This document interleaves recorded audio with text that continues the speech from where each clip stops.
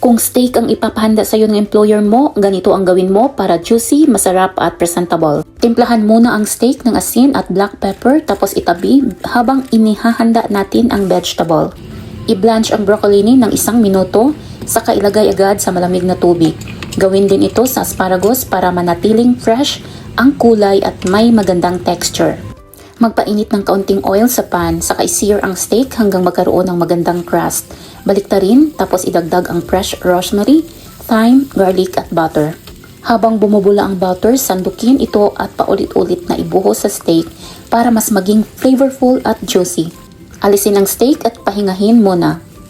Sa parihong pan, mabilis na i-sear ang broccoli at asparagus. I-plate ng maayos, hiwain ang steak at tingnan ang doneness. At syempre, tikman. Simple lang, pero kapag tama ang technique, confident mo itong maihain sa employer mo.